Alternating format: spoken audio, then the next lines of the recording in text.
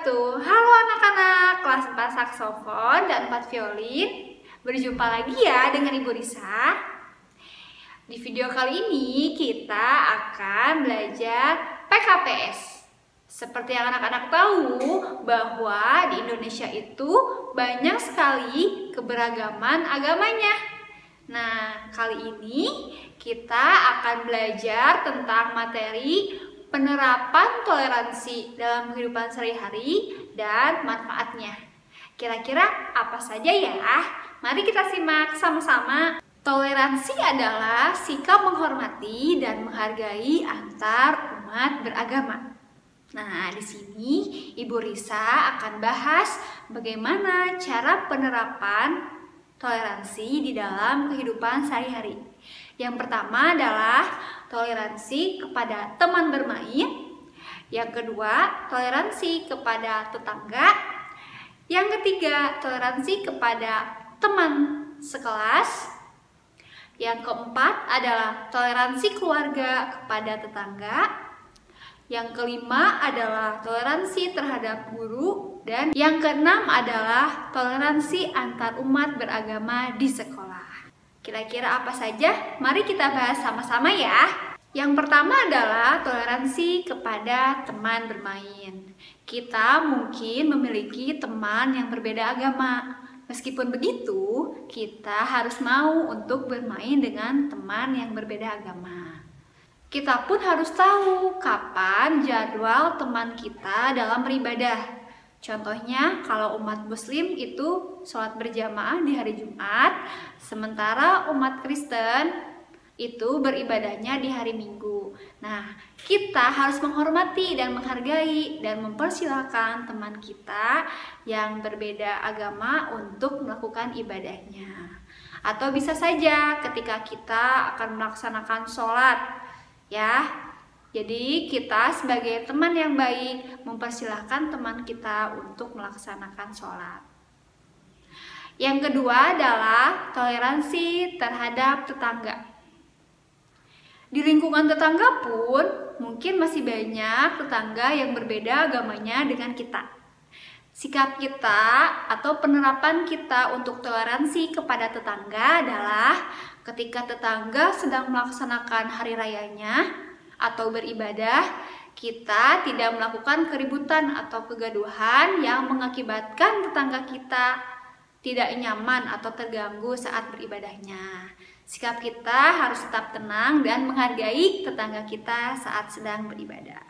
Yang ketiga adalah penerapan toleransi kepada teman sekelas. Di kelas pun mungkin banyak atau ada teman kita yang berbeda agama dengan kita. Tadi sudah dijelaskan oleh Ibu Risa bahwa kita harus tahu kapan jadwal teman kita beribadah. Misalkan kita akan melaksanakan kerja kelompok di kelas, tapi teman kita tidak bisa ikut di hari Minggu karena hari Minggunya mereka akan beribadah. Sikap kita adalah menghargai teman kita untuk beribadah terlebih dahulu, baru setelah itu dipersilakan untuk ikut kerja kelompok bersama kita. Yang keempat adalah toleransi keluarga terhadap tetangga. Di lingkungan tetangga kita masih banyak tetangga yang berbeda agama dan mungkin akan melaksanakan hari raya yang berbeda. Contoh sikap toleran kita dan keluarga kita terhadap tetangga adalah pasti kalau ada hari raya di rumah tetangga itu suka banyak orang ya. Nah, sikap kita adalah yang pertama bisa dengan cara meminjamkan kursi kepada tetangga yang sedang mengunjungi tetangganya yang melaksanakan hari raya. Atau yang kedua, mempersilahkan tamu tetangga kita untuk parkir di halaman depan rumah kita. Perlu anak-anak ketahui bahwa negara Indonesia pun menjamin atau menjunjung tinggi sikap toleransi.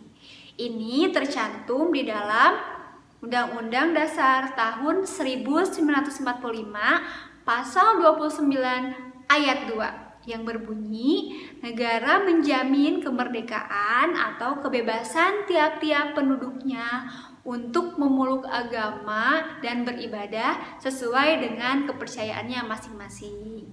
Nah, walaupun di negara ini berbeda-beda agamanya, tetapi negara pun menjamin memberikan kebebasan kepada warganya untuk menganut agama sesuai dengan keyakinannya. Seperti itu ya. Ibu Risa sudah menjelaskan atau memberikan contoh tentang penerapan toleransi dalam kehidupan sehari-hari. Selanjutnya kita akan membahas manfaat toleransi.